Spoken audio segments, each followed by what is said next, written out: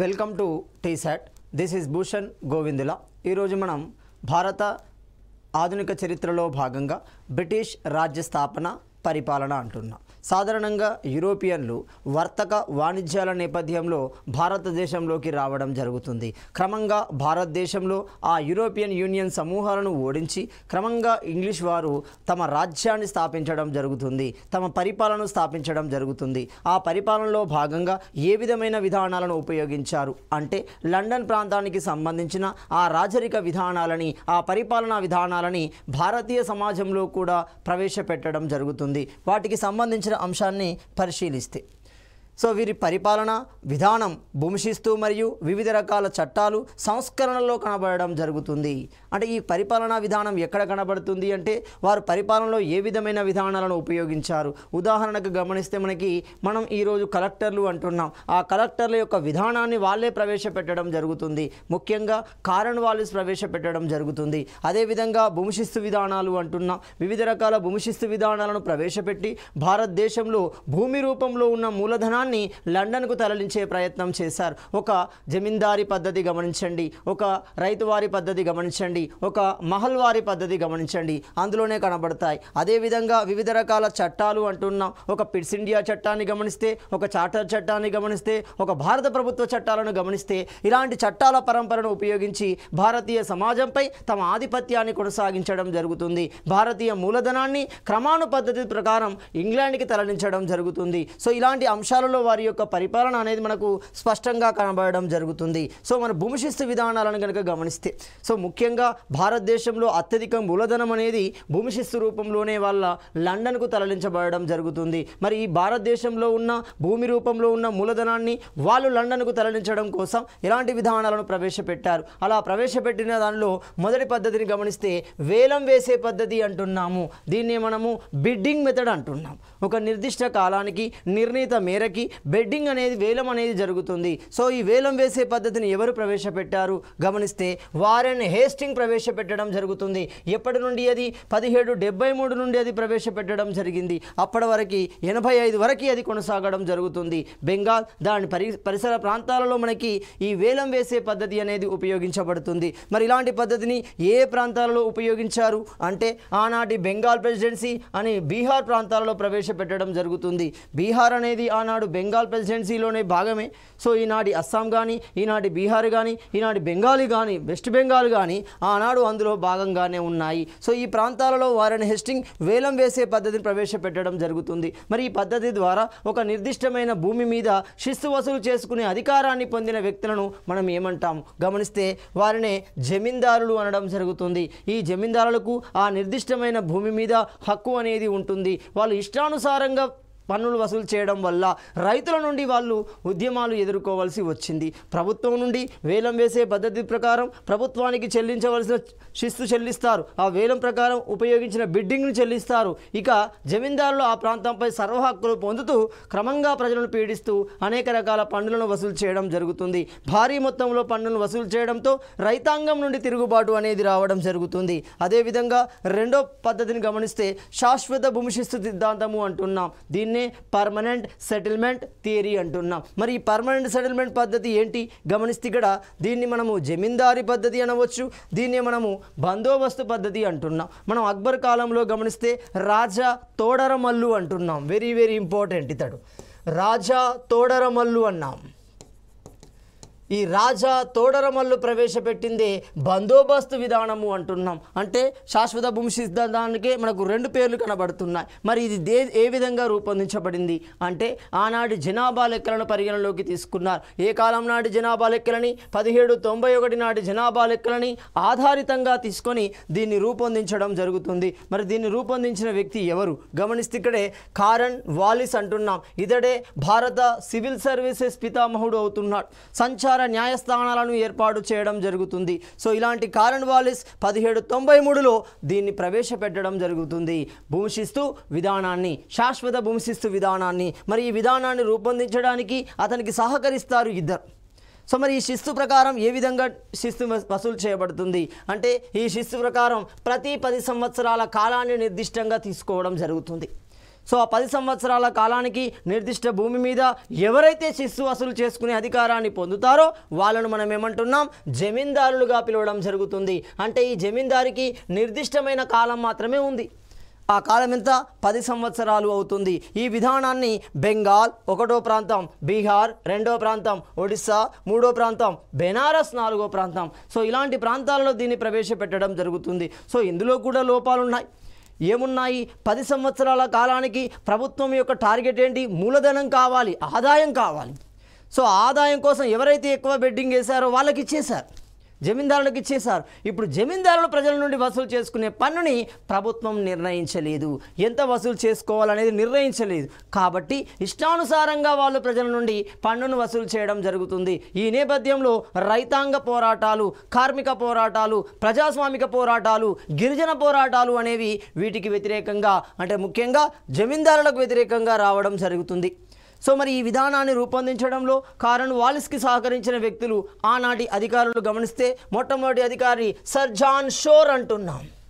So sir John షోర్ ఎవరు, ఏ పొజిషన్లో ఉన్నాడు అంటే ఇతడు ఒక రెవెన్యూ ప్రెసిడెంట్ అధికారిగా ఉండడం జరుగుతుంది. అదేవిధంగా రెండో వ్యక్తిని గమనిస్తున్నాం. ఎవరా రెండో వ్యక్తి? జేమ్స్ గ్రాంట్ అంటున్నాం. ఎవరి జేమ్స్ గ్రాంట్ అంటే రికార్డుల కీపర్గా పనిచేయడం జరుగుతుంది. ఈ ఇద్దరి సహకారంతో, పూర్తి సహకారంతో శాశ్వత భూమి సిద్ధాంతాన్ని ప్రవేశపెట్టడం జరుగుతుంది. దీని ద్వారా భారతదేశంలో భూమి రూపంలో ఉన్న మూలధనం మాత్రం ఆంగ్లేయుల వశం కావడం జరిగింది. సో ఇది కూడా రెండో విధానం అవుతుంది. ఇలాంటి క్రమంలోనే మూడో విధానాన్ని తీసుకొచ్చారు, ముఖ్యంగా దత్తత మండలాల ప్రాంతాల్లో తీసుకొచ్చారు. అలాంటి దత్తత మండలాలనే మనం ఈరోజు ఏమంటున్నాం, రాయలసీమ అనడం జరుగుతుంది. గాడిచెర్ల హరిసర్వోత్తమరావు నంద్యాల సమావేశంలో ఈ పేరును ప్రతిపాదించడం జరిగింది. మరి అలాంటి ఈ రైతువారి విధానం యొక్క ఉద్దేశం ఏంటి, దీన్ని ఏ విధంగా రూపొందించారు, ఎవరు రూపొందించారు, ఎక్కడ రూపొందించారు గమనిస్తే 1792లో ఈ విధానాన్ని తమిళనాడులోని సేలం ప్రాంతంలో ప్రవేశపెట్టడం జరిగింది. మరి ఎవరు ప్రవేశపెట్టారు గమనిస్తే అతడే రెండవ అలెగ్జాండర్ రీడ్ అంటున్నాం. సో ఈ రెండవ అలెగ్జాండర్ రీడే ఈ రైతువారి విధానాన్ని తమిళనాడు ప్రాంతంలో ప్రవేశపెట్టాడు. దానికి ప్రభావితమైన దత్తత మండలాలకు కలెక్టర్గా నియమించబడిన వ్యక్తి ఎవరు? థామస్ మన్రో అవుతున్నాడు. ఈ థామస్ మన్రో దత్తత మండలాలకు కలెక్టర్గా ఉన్నాడు. మొత్తంగా ఈ రెండవ అలెగ్జాండర్ రీడ్ సహకారంతో, అతని ప్రభావం వల్ల దత్తత మండలాలలో ఈ విధానాన్ని ప్రవేశపెట్టడం జరుగుతుంది. మరి ఈ విధానం ప్రకారం మేలేమవుతుంది అంటే మధ్యవర్తులు అనేవాళ్ళు ఉండరు. మీరు వేలం వేసే పద్ధతిని గమనించండి, శాశ్వత భూమి సిద్ధాంతాన్ని గమనించండి. అక్కడ జమీందారులు అనే ఒక మీడియేటర్స్ ఉంటారు. సో ఆ మీడియేటర్స్ ఇక్కడ కనబడరు. అదే నిజాం కాలంలో కనబడతారు చూడండి, దఫ్తార్దార్స్ అంటాం చూడండి, దఫ్తార్దార్స్ అంటున్నాం. వీళ్ళు కూడా మధ్యవర్తులే అవుతారు.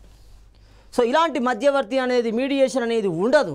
కేవలం ప్రభుత్వం నియమించిన అధికారుల ద్వారా మాత్రమే పన్ను అనేది వసూలు చేయబడుతుంది. అనగా ప్రజలకి ప్రభుత్వాలకు మధ్య ప్రత్యక్ష సంబంధం అనేది ఏర్పాటు చేయబడుతుంది. ఇది మంచి పరిణామమే. కానీ ఇందులో శిస్తు కూడా గమనిస్తే 50 నుండి 60% వరకు ఉండడం జరుగుతుంది. ఇది పెద్ద డ్రాబ్యాక్ అవుతుంది. అంతేకాకుండా కరువు సమయాలలో కూడా శిస్తును వాళ్ళు తొలగించలేదు, కఠిన నియమాల ద్వారా మాత్రమే తొలగించే పరిస్థితి ఉండేది. సో ఇది నష్టమే అవుతుంది. మరి ఇలాంటి ఈ ప్రాంతాలని, ఈ విధానాన్ని ఎక్కడ ప్రవేశపెట్టారు? దత్తత మండలాలు అనగా మనకేమవుతుంది, కడప, కర్నూలు, అదోని, బళ్ళారి వంటి ప్రాంతాలలో ప్రవేశపెట్టడం జరుగుతుంది. మరి ఏ సంవత్సరాల మధ్య? 1820 నుండి 25 మధ్య. అది 73, 93, 1823. చూడండి క్లియర్గా గమనిస్తే 1773 ఒకటోది, 1793 రెండవది, 1820 నుండి 25 మధ్య మూడవది. సో ఇప్పుడు క్లియర్గా ఆ క్వశ్చన్ ట్విస్ట్ చేసే క్రమంలో ఎగ్జామినర్ ఏమడగవచ్చు, భారతదేశంలో బ్రిటిష్ వారు ప్రవేశపెట్టిన భూమి శిస్తు విధానాలు పైన ఇస్తాడు 4, వాటిని కాలం ఆధారంగా వరుస క్రమంలో అమర్చమంటాడు. లేదా ఆ విధానాలు ఇచ్చి వాటి యొక్క రూపకర్తలు ఇచ్చి మ్యాచ్ ద ఫాలోయింగ్ చేయమంటాడు. లేదు ఒక విధానాన్ని అంతర్గతంగా లోతుగా అడిగే అవకాశం ఉంటుంది.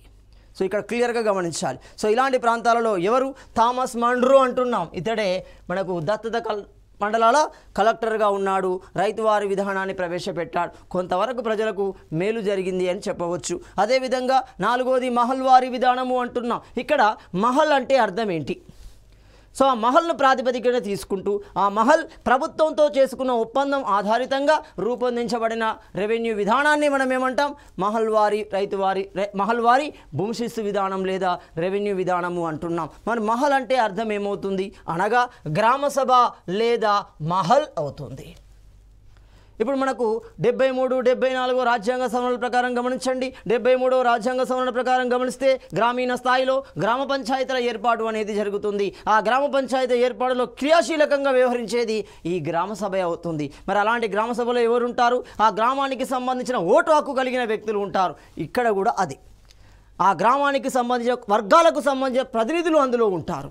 గ్రామ ప్రతినిధులు అందులో సభ్యులుగా ఉండడం జరుగుతుంది. వారి నిర్ణయం మేరకి వారు ప్రభుత్వంతో చేసుకున్న ఒప్పందం మేరకి శిస్తు అనేది వసూలు చేయబడడం జరుగుతుంది.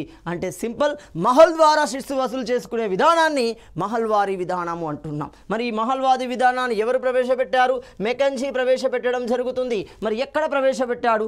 ఎప్పుడు ప్రవేశపెట్టాడు? గమనిస్తే 1833 సంవత్సరంలో ఈ విధానాన్ని వాయువ్య భారతము అంటున్నాము. అంటే ఈనాటి పంజాబ్, రాజస్థాన్ ఆ ప్రాంతాలు గమనిస్తే వాయువ్యంలో ఉంటాయి. సో వాయువ్య భారతము అన్నాడు. అదేవిధంగా ఢిల్లీ, ఆగ్రా, పశ్చిమ ఉత్తరప్రదేశ్, అయోధ్య, పంజాబ్, గంగా నది లోయ అంటున్నాం. సో ఇలాంటి ప్రాంతాలలో మనకి మహల్వారీ విధానాన్ని ప్రవేశపెట్టడం జరుగుతుంది. ఇందులో కూడా కొన్ని డ్రాబ్యాక్స్ ఉన్నాయి. సో మొత్తంగా భూమి శిస్తు విధానాల యొక్క లక్ష్యం ఏంటి అంటే బ్రిటిష్ వారికి భారతదేశంలో భూమి రూపంలో ఉన్న మూలధనాన్ని కొల్లగొట్టాలి, అంతే వాళ్ళ టార్గెట్స్. ఇలాంటి క్రమంలో భారతీయులకు కూడా అవకాశం దొరికింది.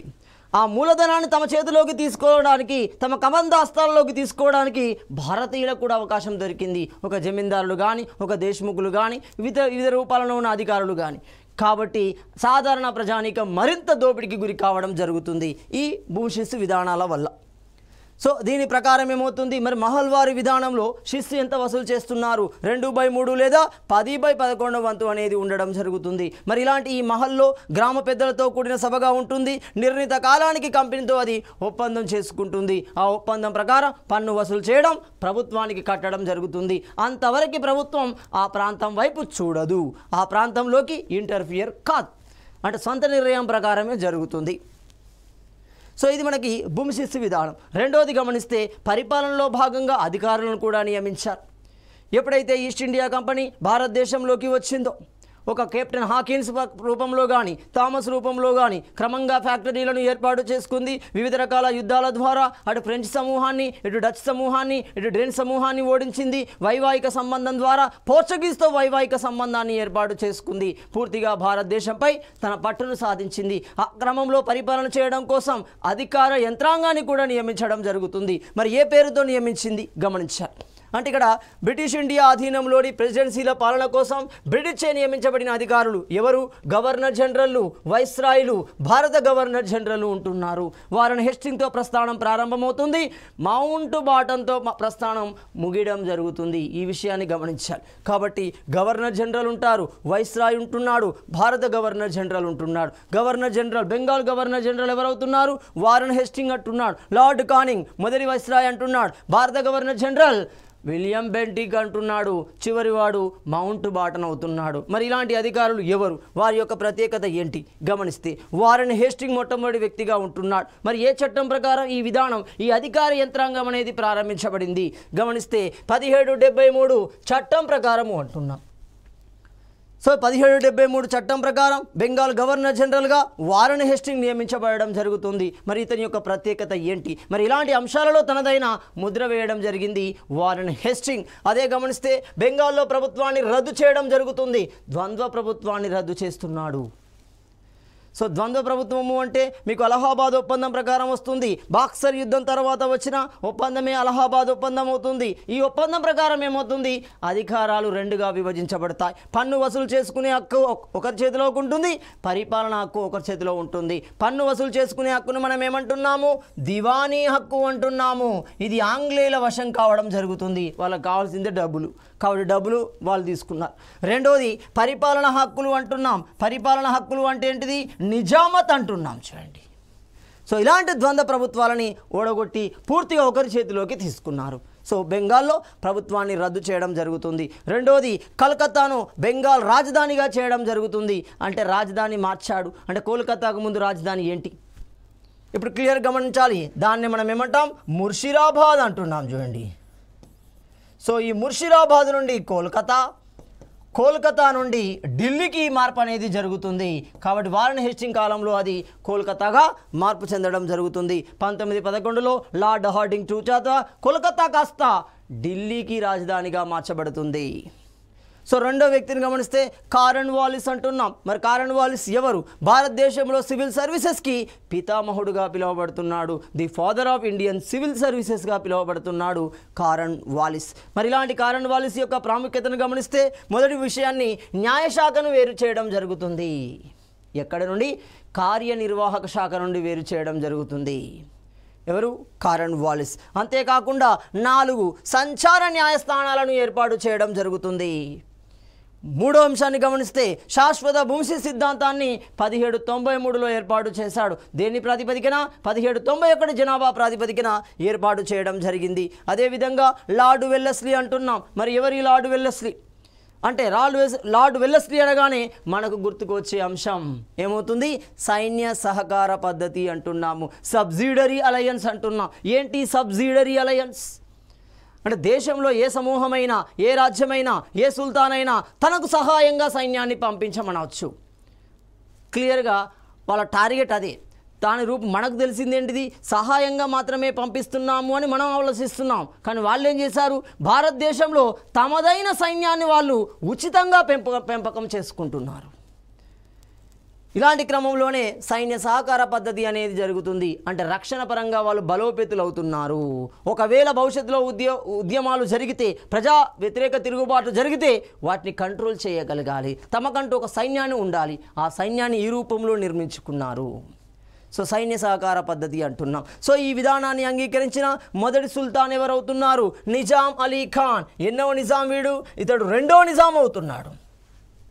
అంటే మొత్తం 7 నిజాంలలో రెండో నిజాం అలీ ఖాన్ మొట్టమొదటిగా ఒప్పుకోవడం జరుగుతుంది. అంటే ఏ సంస్థానం? హైదరాబాద్ సంస్థానానికి సంబంధించిన వ్యక్తి. కంపెనీ ఉద్యోగుల శిక్షణ కోసం కోల్కతా కేంద్రంగా శిక్షణ కళాశాలను పోర్ట్ విలియం నందు ఏర్పాటు చేయడం జరుగుతుంది. అంటే వివిధ రకాల ఉద్యోగులు తాము నిర్వహించే ఉద్యోగాల పట్ల, విధి బాధ్యతల పట్ల శిక్షణ సదుపాయాలని పోర్ట్ విలియం నందు ఏర్పాటు చేశాడు. తద్వారా ఒక బలమైన, ఒక పటిష్టమైన యంత్రాంగాన్ని సృష్టించే ప్రయత్నం చేయడం జరుగుతుంది. అదే క్రమంలో విలియం బెంటింగ్ అంటున్నాం.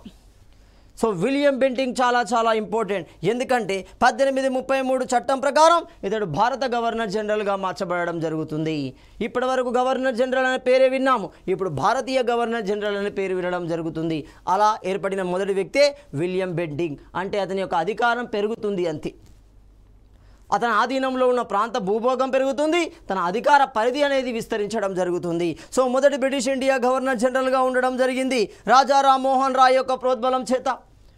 ఎవరి రాజా రామ్మోహన్ రాయ్ అంటే భారతదేశంలో సాంస్కృతిక పితామహుడుగా పిలువబడడం జరుగుతుంది.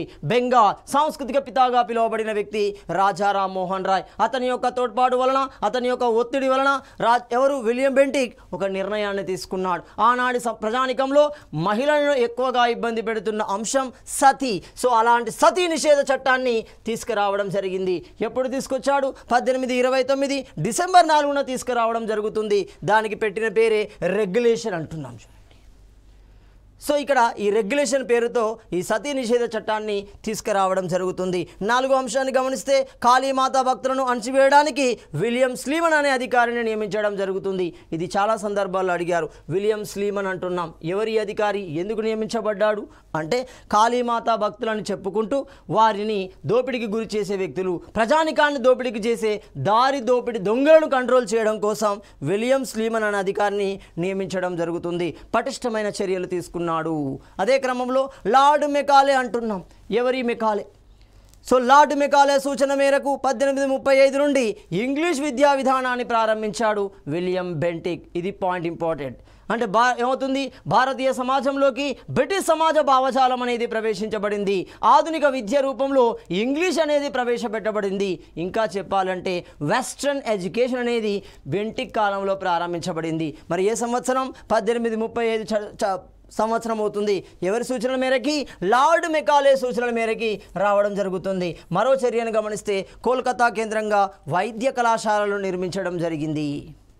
ఎవరు? విలియం బెంటింకే. అంతేకాకుండా ఇతని కాలంలో నీలిమందు వ్యాపారం క్రమబద్ధం చేయడం జరిగింది, రెగ్యులేట్ చేయడం జరిగింది.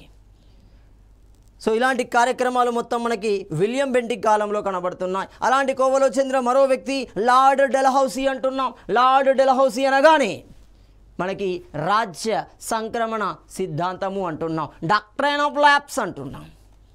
సో మరి ఇలాంటి ఈ సిద్ధాంతాన్ని ప్రవేశపెట్టింది లార్డ్ డెల్హౌసీ. ఇతన్ని మనం ఏమంటున్నాం? ప్రాచ్య దేశపు అబ్రహం లింకన్ అంటున్నాము. ప్రాచ్య దేశపు అబ్రహం లింకన్ అంటున్నాం. ఇతని కాలంలో అనేక రకాల సదుపాయాలు భారతదేశంలో ప్రవేశపెట్టబడ్డాయి. సో అది వాళ్ళ స్వార్థం కోసమే అయినప్పటికీ భారతీయ సమాజానికి కొత్తగా పరిచయం చేయబడ్డాయి. ఒక తంతి తపాలను గమనించండి, ఒక రైల్వేను గమనించండి, ఒక రోడ్డు మార్గాలను గమనిస్తే ఇతని కాలంలో విస్తరించబడ్డాయి.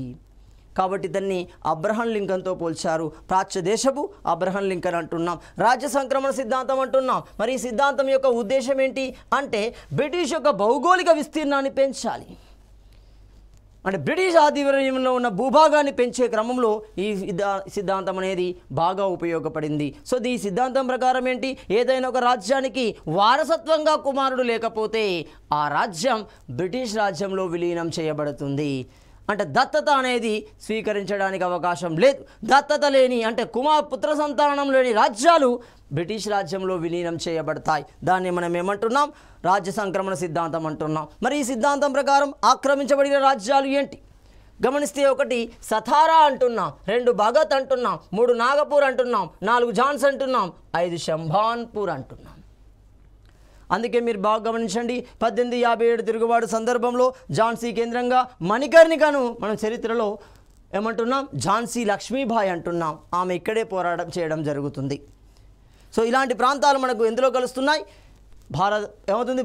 బ్రిటిష్ భూభాగంలో కలవడం జరుగుతుంది, బ్రిటిష్ పరిధిలోకి రావడం జరుగుతుంది. రైట్. ఇతడు దేశంలో తొలి రైల్వే లైన్ని ముంబై నుండి తానే వరకు నిర్మించడం జరిగింది. మరి ఎప్పుడు, ఎంత దూరం నిర్మించడం జరిగింది గమనిస్తే 1853 ఏప్రిల్ 16వ తేదీన ఈ నిర్మాణం అనేది జరుగుతుంది, పూర్తి అవుతుంది.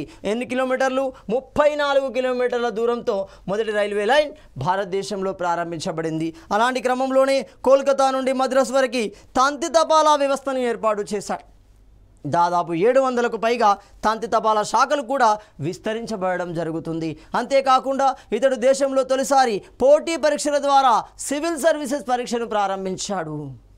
సో అప్పటి వరకు సివిల్ సర్వీసెస్ పరీక్షలు ఒక నిర్దిష్ట ప్రకారం, ఒక ఫార్మాట్ ప్రకారం జరిగేది. కానీ ఇక్కడ పోటీ పరీక్షల ద్వారా, కాంపిటేటివ్ ద్వారా అందరికీ అవకాశం లభించడం జరుగుతుంది. అంటే నిర్ణీత అర్హతల మేరకి పోటీ పరీక్షల ద్వారా సివిల్ సర్వీస్ పరీక్షలను నిర్వహించిన వ్యక్తి లార్డ్ డెల్హౌసీ అంటున్నాం. మరి ఎప్పటి నుండి ఇది ప్రారంభించబడింది? 1853 నుండే ప్రారంభించబడడం జరుగుతుంది. అంతేకాకుండా వితంతు పునర్వివాహ చట్టాన్ని తీసుకొచ్చాడు 1856 నాటికి. మరి వితంతు పునర్వివాహ చట్టము అంటే విడో రీ మ్యారేజ్ చట్టము అంటున్నాం. సో భారతీయ సమాజంలో మహిళలకి, భర్త చనిపోయిన మహిళలకు ఉన్న సమస్య పరిష్కారం ఈ రూపంలో కనబడడం జరుగుతుంది. ఒక కేశవ చంద్రసేన్ వంటి వారిని గమనించవచ్చు. ఒక కేశవ చంద్రసేన్ వంటి వ్యక్తులు దీనికి ఎక్కువగా తోడ్పాటు అందించడం జరుగుతుంది. అంటే మొత్తంగా వితంతు పునర్వివాహ చట్టాన్ని తీసుకొచ్చింది లార్డ్ డెల్హౌసీ అంటున్నాం. సో ఇతని కాలంలో వుడ్స్ డిపాచ్ అంటున్నాం.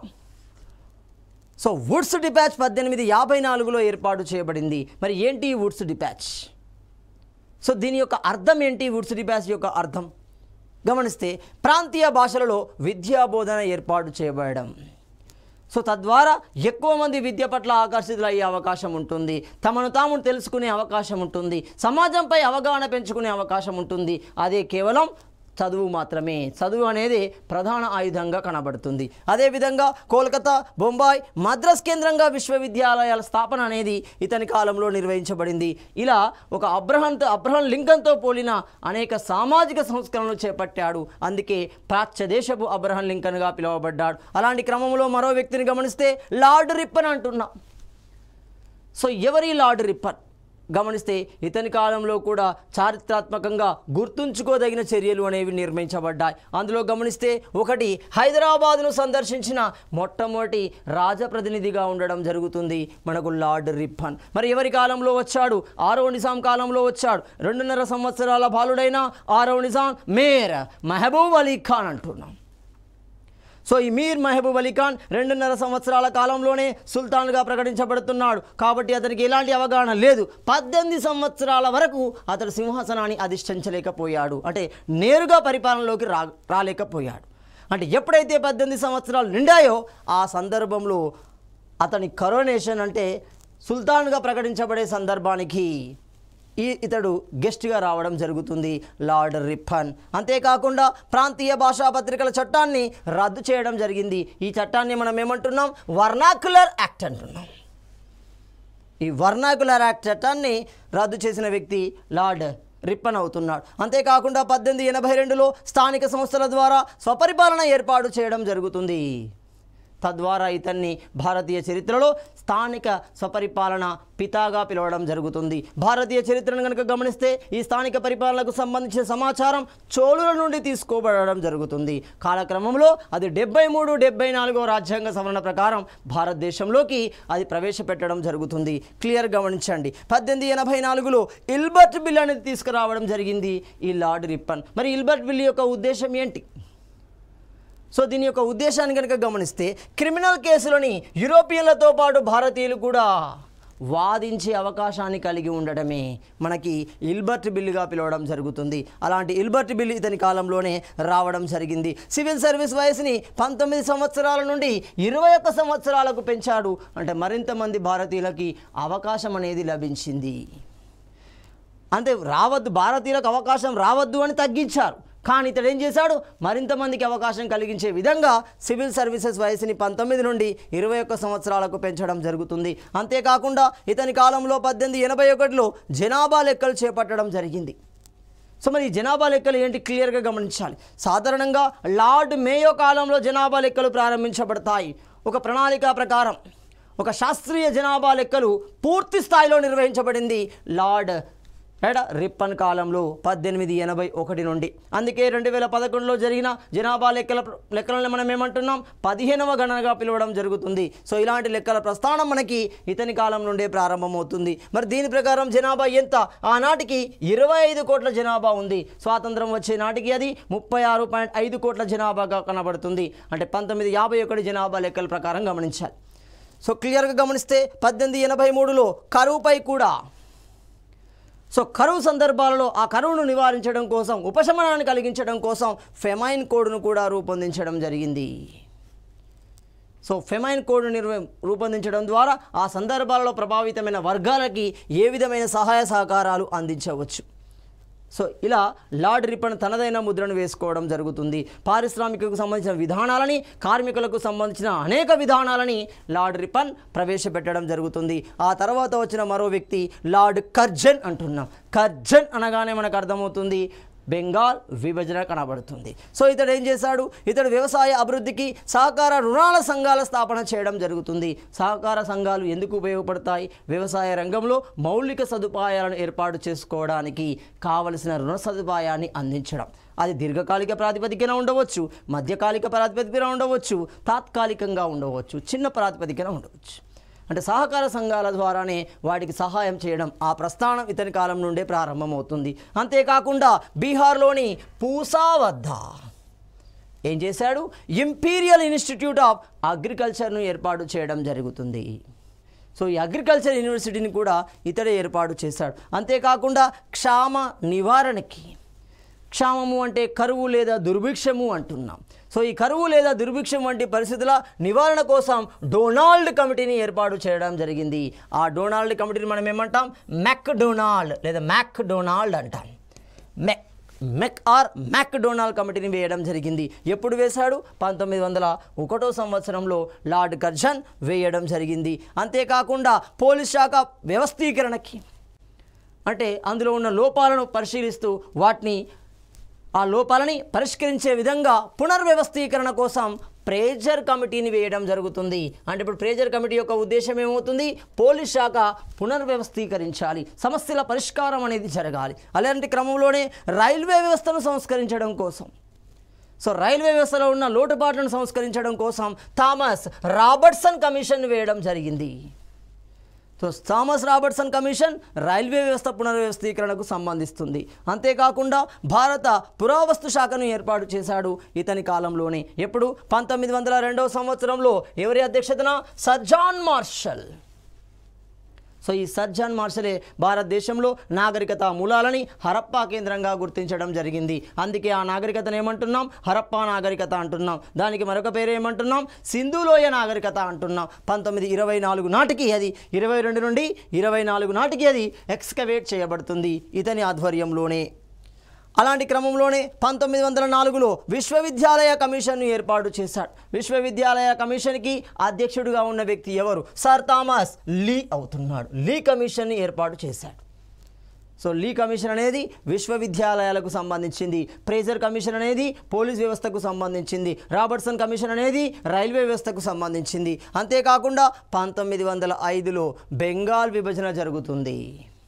సో పరిపాలనా సౌలభ్యం కోసం బెంగాల్ను విభజిస్తున్నట్లు ఉత్తర్వులు జారీ చేయబడ్డాయి. అలాంటి ఉత్తర్వులు అమల్లోకి వచ్చిన సందర్భంలో లార్డ్ కర్జన్ ఉండడం జరుగుతుంది. అంటే బెంగాల్ విభజన ప్రకటన ఎవరి చేత జరిగింది? లార్డ్ కర్జన్ చేత జరుగుతుంది. బెంగాల్ విభజన అంటున్నాం. అలాంటి క్రమంలో అతని తర్వాత వచ్చిన మరో వ్యక్తి లార్డ్ కానింగ్ అంటున్నాం. సో ఈ లార్డ్ కానింగ్ యొక్క ప్రాముఖ్యత ఏంటి గమనిస్తే, ఈస్ట్ ఇండియా కంపెనీ చిట్ట చివరి గవర్నర్ జనరల్గా ఉంటున్నాడు. అంటే ఇతడు పొజిషన్ మారాడు. ఏ పొజిషన్లోకి వచ్చాడు? వైస్రాయ్ పొజిషన్లోకి రావడం జరుగుతుంది. గవర్నర్ జనరల్, భారతీయ గవర్నర్ జనరల్ వైస్రాయ్గా మారడం జరుగుతుంది. మరి ఏ చట్టం ప్రకారం వచ్చాడు? ఇక్కడ గమనించండి. 1773 ప్రకారం గవర్నర్ జనరల్ ఆఫ్ బెంగాల్ వచ్చాయి. రైట్. 1833 ప్రకారం భారతీయ గవర్నర్ జనరల్ వచ్చింది. సో 1858 ప్రకారం ఏమొస్తుంది? వైస్రాయ్ పదవి అనేది క్రియేట్ అవుతుంది. అలా భారతదేశపు మొదటి వైస్రాయ్గా నియమించబడిన బ్రిటిష్ అధికారి ఎవరవుతున్నారు? లార్డ్ కానింగ్ అవుతున్నాడు. సో మరి ఇతని కాలంలో జరిగిన ప్రాముఖ్యతను గమనిస్తే, 1861 నందు ఆర్కియాలజికల్ సర్వే డిపార్ట్మెంట్ ఏర్పాటు చేయబడింది. సో ఎక్కడ ఏర్పాటు చేయబడింది అంటే కోల్కతా కేంద్రంగా ఏర్పాటు చేయబడింది. ఒక ZSI అంటాం, zoological survey of India, botanical survey of India. అలాంటి సంస్థలు ఎక్కడున్నాయి? కోల్కతా కేంద్రంగానే ఉన్నాయి. మరి అలాంటి కోల్కతా కేంద్రంగానే archaeological survey department Lord Canning కాలంలో ఏర్పాటు చేయబడుతుంది. సో అతని తర్వాత వచ్చిన మరో వ్యక్తిని గమనిస్తే లార్డ్ మాయో అంటున్నాం. మేయో ఆర్ మాయో అంటున్నాం. సో ఈ లార్డ్ మాయో ఎవరు? 1871లో తొలి జనాభా లెక్కల సేకరణ అనేది సేకరించబడడం జరుగుతుంది. వాటిని మనం ప్రామాణికంగా తీసుకోలేదు. భారతీయ చరిత్రలో గమనిస్తే జనాభా లెక్కలను మనం ఏమంటున్నాం? డెమోగ్రఫీ అంటున్నాం. చూడండి, డెమోగ్రఫీ అంటున్నాం. సో డెమోగ్రఫీ అంటే అర్థం ఏంటి? జనాభా లెక్కల సేకరణ. సో మరి అలాంటి జనాభా లెక్కల సేకరణ భారతదేశంలో ప్రాతిపదిక ఏంటి అంటే 1881 రిప్పన్ కాలంలో ప్రాతిపదిక అవుతుంది.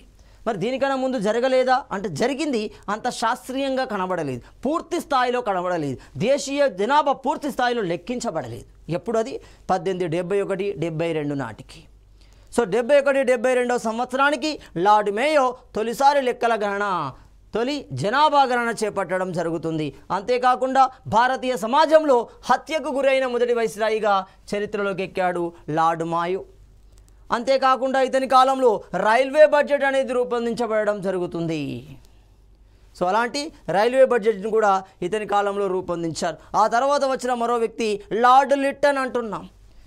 లార్డ్ లిట్టన్ చర్యలు మొత్తాన్ని లార్డ్ రిప్పన్ రిప్లేస్ చేస్తాడు. చూడండి, ఇతడు చేసిన చర్యలన్నింటినీ రద్దు చేసిన వ్యక్తి లార్డ్ రిప్పన్ అవుతాడు. ఇక్కడ లార్డ్ లిట్టన్ ఏం చేశాడు? దేశ భాషా పత్రికల చట్టాన్ని 1878లో తీసుకురావడం జరుగుతుంది.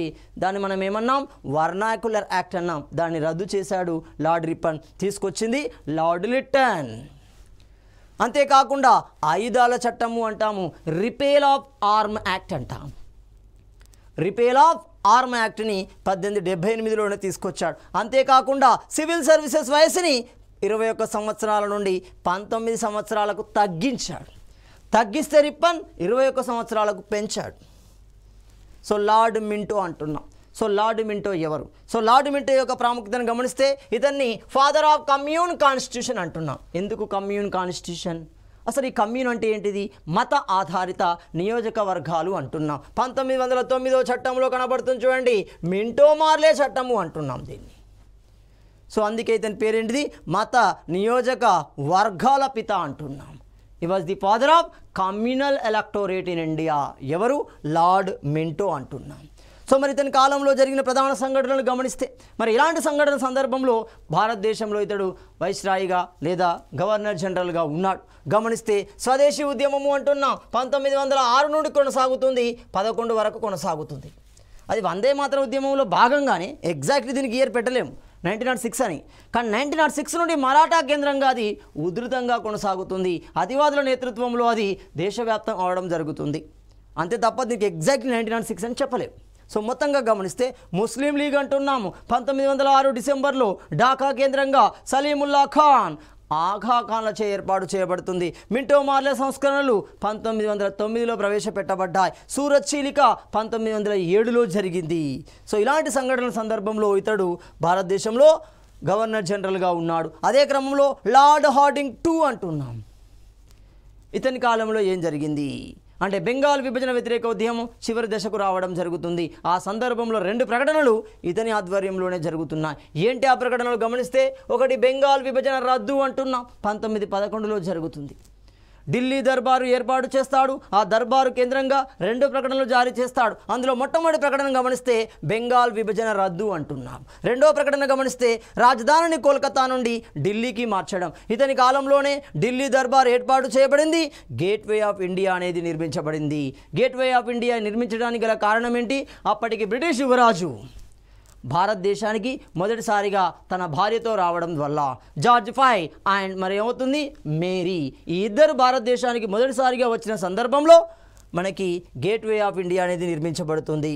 అంతేకాకుండా బ్రిటిష్ పరిపాలనలో ముఖ్య అంశాలు కనుక గమనిస్తే 1860లో తొలిసారి బడ్జెట్ అనేది తయారు చేయబడింది. 1860 నుండి ఆదాయ పన్ను అనేది ప్రవేశపెట్టబడింది. ఎప్పుడైతే 1857 తిరుగుబాటు జరిగిందో బ్రిటిష్కు జరిగిన నష్టం అది ఆర్థికంగా జరిగింది. దాన్ని రికవర్ చేయడం కోసం కొత్త పన్ను విధానాలని కొత్త కార్యక్రమాలను వెలుగులోకి తీసుకొచ్చారు. అలాంటి కార్యక్రమాలు ఇవి. ఒకటి తొలిసారి బడ్జెట్ విధానం, ఆదాయ పన్ను విధానము అంటున్నాం. 1876లో బ్రిటన్ పార్లమెంట్ చట్టం ద్వారా 1877 జనవరి 1 నుండి విక్టోరియా రాణి భారతదేశ చక్రవర్తిగా ప్రకటించబడడం జరుగుతుంది. సో విక్టోరియా ప్రొక్లమేషన్ మనకు 1858లోనే, కానీ ఈ తేదీ నుండి ఆమె అమల్లోకి వస్తుంది. అంటే పూర్తి అధికారం బ్రిటిష్ రాణి చేతిలోకి వెళ్ళిపోతుంది. అంటే ఈస్ట్ ఇండియా పాలన అనేది రద్దు చేయబడుతుంది. అలాంటి క్రమంలోనే 1780లో జేమ్స్ హిక్కిన్స్ ఏం చేశాడు? బెంగాల్ గెజిట్ అనే పత్రికని కోల్కతా కేంద్రంగా ఏర్పాటు చేశాడు. అదేవిధంగా విలియం జోన్స్ కోల్కతా కేంద్రంగా ఏసియాటిక్ సొసైటీని స్థాపించాడు. చార్లెస్ విల్కిన్స్ భగవద్గీత అభిజ్ఞాన శాకుంతలంని ఆంగ్లంలోకి అనువదించడం జరుగుతుంది. ఇలా బ్రిటిష్ కాలానికి సంబంధించిన వివిధ రకాల పరిపాలనా విధానాలు, అధికారులు, వివిధ రకాల భూమిశిస్తు విధానాల ద్వారా భారతదేశాన్ని 1947 ఆగస్టు 15 వరకు పరిపాలించడం జరిగింది. సో తదుపరి అంశాన్ని మనము తదుపరి వీడియోలో చర్చించుకుందాం.